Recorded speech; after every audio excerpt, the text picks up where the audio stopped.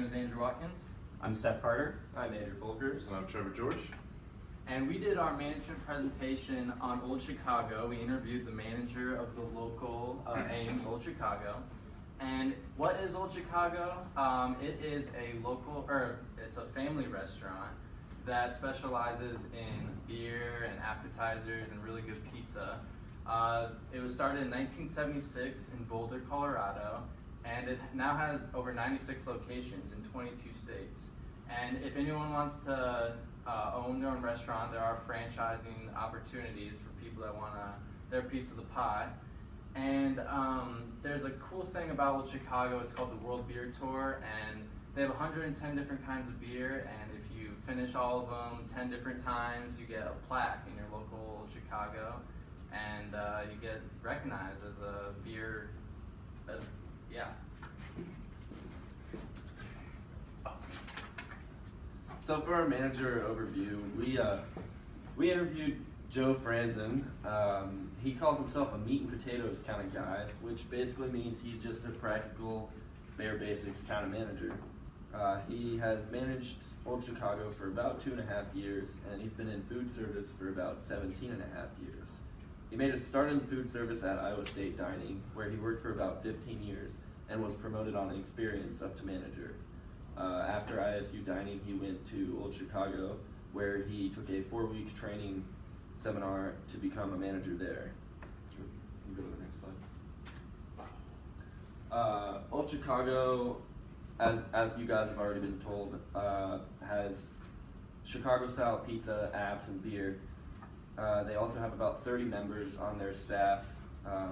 The general manager, is at the top of the ladder. They take care of day-to-day operations.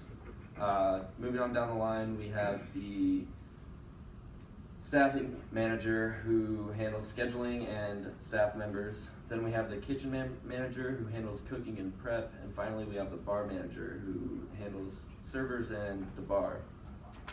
For the most part, they hire college students, so their turnover rate for employees is pretty high.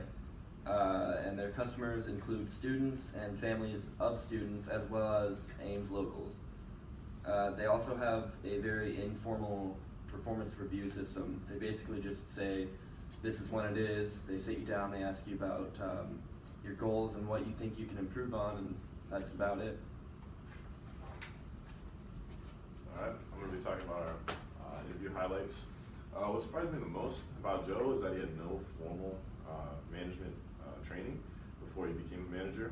He just started off at ISU Dining, kind of at a low position, and over 15 years worked his way up to be one of their managers for however many years. And then he decided to leave and pursue woodworking, and for whatever reason he had to come back, and he went to Old Chicago, and he worked his way up again, and then they sent him to a management training thing for a few weeks, and that's been working out well for him. He has a good work ethic. He does what needs to be done. He eventually does want to move on to something else, though. He probably will go back to woodworking, he says, open up a shop, make cabinets, trim, stuff like that, because he likes working with his hands. But other than that, he might open up a restaurant with his brother-in-law, but he doesn't know exactly how that would work out, so it's still up in the air for him. And I'm going to present on the assessment of Joe.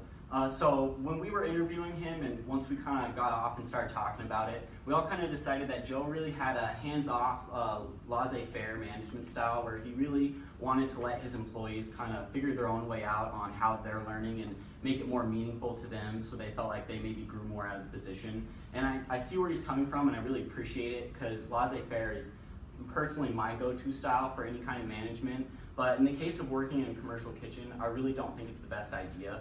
Because of two main reasons for working in a kitchen. The first one is that you just run on a fast clock. There's always going to be 3 rushes that you have to serve every day, and not to mention the chance of a rush coming in between those. And you have to make sure that you have enough food for those 3 rushes, and you can handle any other needs that happen throughout the day that you're not anticipating. And if you let workers learn at their own pace, sometimes that can be really slow, and that can bog the kitchen down and hold things back and potentially lose business. So I kind of would prefer more of a hands-on style from him on this, where he's showing people exactly how he wants them to do it, because he knows, as he should know, the fastest way to get things done, to keep things moving, keep his workers motivated, and make sure the kitchen's running efficiently.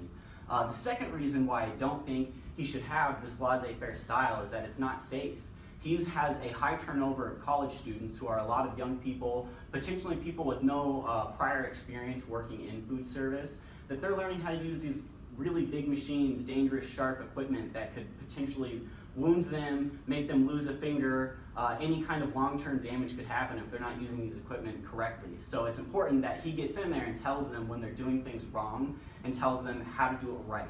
And the system that I came up with for him to implement that feedback and make sure that it's working is that I think he should check in after 2 weeks of this new style of management with the employees and just ask them, what have you learned from Joe these last 2 weeks? How well did you learn it? Did you learn it as well as you thought you would have if you had done it on your own? Did Joe give you some guidance that you wouldn't have found before? Just general questions, seeing how the new employees would have grappled with that information.